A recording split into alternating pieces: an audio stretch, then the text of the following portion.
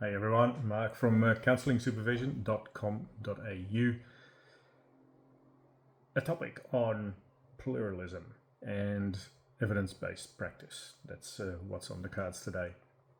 Had a discussion recently. It was actually quite an interesting discussion with a fellow counsellor who was very adamant that he was only using evidence-based practice because that's the gold standard and that's what we should be using and nothing much else, because the rest is either, as he called it, woo-woo, or it's not proven, another word he used, or it's just some sort of eclecticism or the clients or the practitioners' preferences, but nothing to do with what's out there.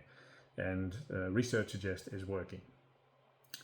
I got a slightly different opinion about that one, about just using evidence-based practice. That's informed by my own life to a degree. Many things I know work have nothing to do with evidence-based practice. It's also based on research of modalities that in the past were not evidence-based practice but now are. So were they not working previously then? EMDR is the classic example that comes up for me. Researched and practiced since the 1980s, but only been evidence-based practice for PTSD for a relatively short period. So was it not working for PTSD beforehand, and should you therefore not use it? Good question. I don't have an answer for that one, but I work from a very different, that's the twist that I always say, counselling supervisor and counsellor with a twist, from a different background.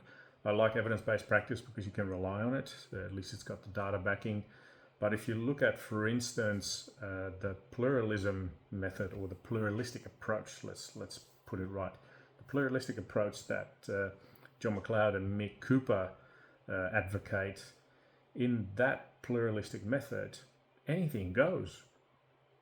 Anything goes as long as you and the client work out that that's useful for the client, and that's the main thing. You collaboratively work on what is most helpful, most useful for the client.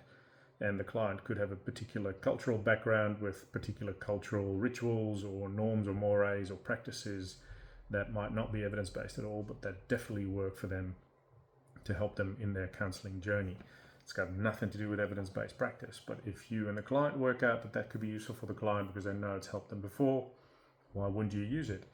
And because of this collaboration between you and the client, according to the pluralistic approach, you are also entitled as a counsellor to bring in what you think could be useful or what has been useful for you, to present that to the client and to ask their opinion about what they think of that. Not as in you should do this, but more along the lines of, do you think that that could be useful too?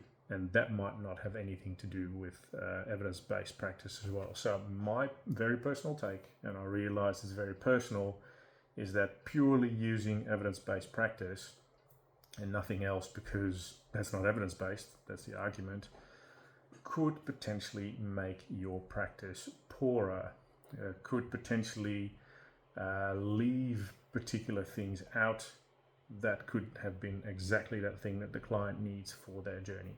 And if you then don't use it, I think you're doing the client a disfavor. Looking for feedback on that one, because I know that's my opinion and you might be thinking something entirely different, and that's all good. So let's have a nice intellectual academic debate on that one. Let me know what you think. Should you really stick to evidence-based practice, or is it possible for you to bring in things that are maybe not so evidence-based, but that could be brought in because the client thinks they are useful, or you potentially have found them useful, and therefore it could be interesting to propose that to the client for them to see if they want to take that on. Let me know. You know where to find me. I'll be interested in finding out what you think about this. And let's keep talking. Enjoy your day.